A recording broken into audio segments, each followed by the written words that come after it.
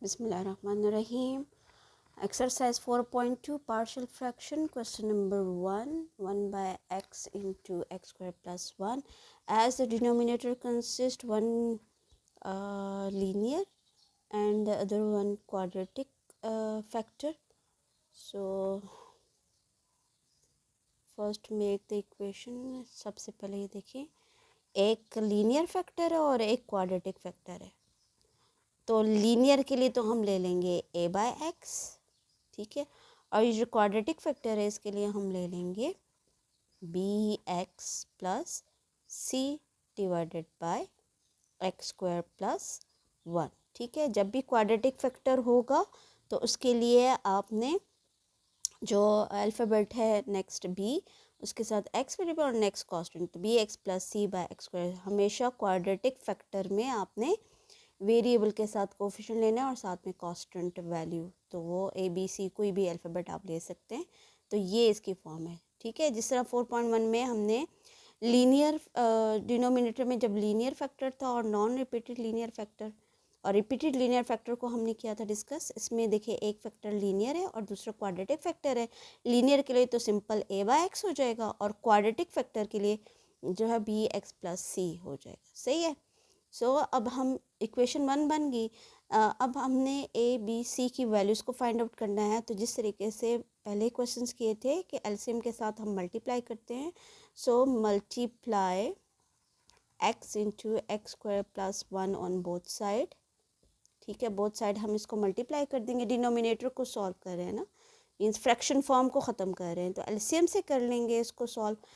सो यहाँ जब इस फर्स्ट लेफ्ट हैंड साइड के साथ x into x square plus 1, ये देखिए x into x square plus 1, जब हम इसके साथ मल्टीप्लाई करते हैं ना तो ये डिनोमिनेटर को ख़त्म कर देगा, क्योंकि एक्स एक्स को कैंसिल कर देगा, ये X square plus 1 X square plus 1 को कैंसिल कर देगा।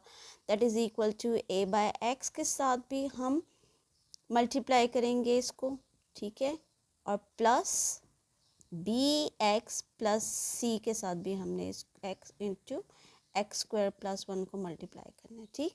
यहाँ से देखिए ये एक्स एक्स कैंसिल हो गया, लेफ्ट हैंड साइड पे रह जाता है जस्ट 1 और राइट साइड पे रह जाएगा ए के साथ ये फैक्टर, सो एक्स स्क्वायर प्लस 1 और प्लस यहाँ आप देखें, सॉरी यहाँ पर हमने एक्स स्क्वायर प्लस 1 नहीं लिखा, तो ये देखिए x square plus 1 X square plus 1 को कैंसिल कर रहे हैं, तो क्या रह गया बी एक्स प्लस सी के साथ ये एक्स रह गया। सो इस एक्स को इन दोनों के साथ हम मल्टीप्लाई कर देंगे, ठीक है। सो जब बी एक्स के साथ ये एक्स मल्टीप्लाई हो जाएगा तो ये आ जाएगा बी एक्स स्क्वायर और प्लस सी के साथ भी करेंगे तो ये आ जाएगा सी एक्स। नेक्स्ट स्टेप में इस ए को भी सॉल्व कर लें, सिंप्लीफाई कर लें, ए को मल्टीप्लाई कर दें, ए एक्स स्क्वायर प्लस, अच्छा इससे पहले हम इसको जिस तरह हमने रूट की वैल्यूज़ निकाल के और उसको सॉल्व किया था, हम उस फॉर्म में पहले कर लेते हैं, फिर इसको सिंप्लीफाई करते हैं, ठीक है। मीन्स कि हम इसको अभी मल्टीप्लाई नहीं करते, ठीक है। बी एक्स प्लस सी इंटू एक्स, ये हमारे पास आ गई सेकेंड इक्वेशन। अब इस सेकेंड इक्वेशन में हम इस फर्स्ट ये जो लीनियर फैक्टर है इसमें से इसकी वैल्यू निकालते हैं, रूट निकालते हैं।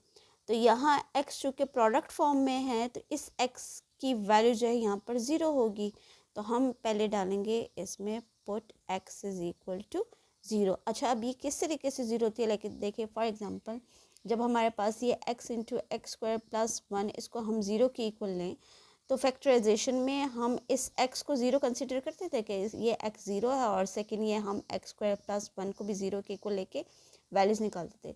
यहाँ इसी तरह ये x जो है उसकी वैल्यू 0 होती है, ठीक है। तो हमने क्या कर देना है, x की वैल्यूज़ पहले 0 लेनी है, जहाँ जहाँ x है इक्वेशन 2 में वहाँ हमने 0 डाल देना है। सो 1 इज़ इक्वल टू a, यहाँ आ जाएगा 0 स्क्वायर प्लस 1 प्लस, अच्छा ये b के साथ 0 प्लस c ब्रैकेट और ये x 0।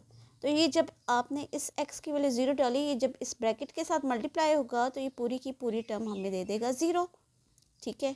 यहाँ आ जाएगा जी a, 0 स्क्वायर 0 ही होता है, तो 0 प्लस 1 मल्टीप्लाई कर दें इसको, 0 में से 1 ऐड करें तो 1 ही आ जाएगा। So means this implies that a is equal to 1। तो a की वैल्यूज़ हमारे पास आ जाती है, sorry a is equal to 1, a की वैल्यूज़ हमारे पास आ गई 1। ठीक है, ये 0 इस पूरी ब्रैकेट के साथ मल्टीप्लाई होगा तो ये आपको 0 ही देगा, और ये पूरी की पूरी टर्म 0 हो गई। एक्स स्क्वायर ए स्क्वायर सॉरी 0 का स्क्वायर 0 प्लस 1, 1 प्लस 0 मीन्स 1, ए 1 ज़ा ए, तो ए की वैल्यूज़ 1 आ गई। ठीक है, सो फर्स्ट हमारे पास ए की वैल्यूज़ आ गई। अब हमने फाइंड करना है बी और सी की वैल्यूज़ को भी, जो इक्वेशन 1 में हमारे पास बी और सी भी है। तो इसके लिए हम क्या करेंगे, क्योंकि कोई और लीनियर फैक्टर नहीं है, इसलिए हम क्या करेंगे, इक्वेशन 2 को सिंप्लीफाई करके तो हम कोफिशिएंट को कंपेयर करके वैल्यूज़ निकालेंगे। ठीक है, सो एक ए की वैल्यूज़ तो ये आ गई हमारे पास। अब हम बी सी निकालते हैं। अच्छा, अब ये देखिए, हमने ये जो इक्वेशन 2 थी इसको अब हम, चूँकि ए की वैल्यूज़ तो हमारे पास आ गई 1, ठीक है, बी सी के लिए हम इसको पहले सिंप्लीफाई कर देंगे। तो ओपन द ब्रैकेट, मल्टीप्लाई कर दें ए को इस ब्रैकेट के साथ, तो ए एक्स स्क्वायर प्लस ए 1 ज़ा ए, प्लस इस एक्स को इसके साथ मल्टीप्लाई कर दें तो बी एक्स स्क्वायर प्लस सी एक्स, ये आ गई हमारे पास इक्वेशन। ठीक है, अब ये हमने क्या करना है, इसमें अब हम कोफिशिएंट कंपेयर करेंगे। सो comparing the coefficient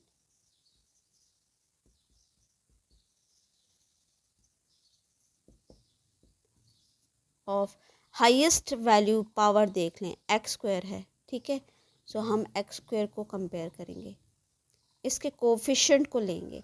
left hand side पे कोई भी टर्म नहीं है एक्स स्क्वायर की, तो लेफ्ट हैंड साइड पे आ जाएगा 0। राइट हैंड साइड पे देखिए एक्स स्क्वायर के साथ है ए, तो ये ए ले लिया, प्लस यहाँ एक्स स्क्वायर के साथ है बी।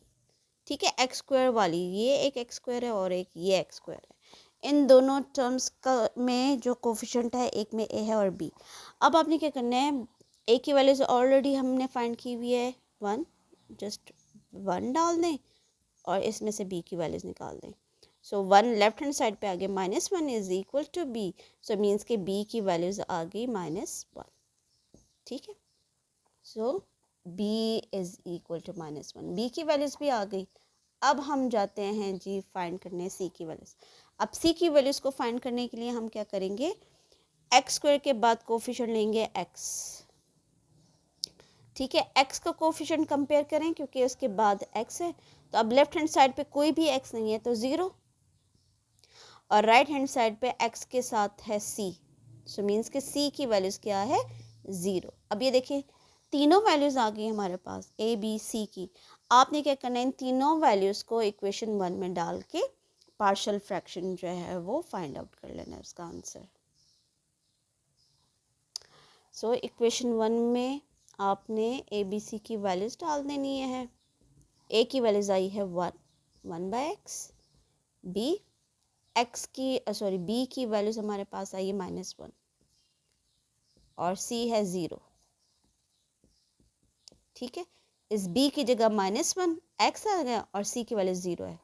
नेक्स्ट स्टेप में 1/x, ये नेगेटिव साइन बाहर कॉमन निकाल दें तो ये आ जाएगा x, 0 की कोई वैल्यू नहीं होती तो x/x² + 1। सो देखिए सिंपल फ्रैक्शन को, सिंगल फ्रैक्शन को हमने कन्वर्ट कर दिया 2 more fractions में। So this is the required answer.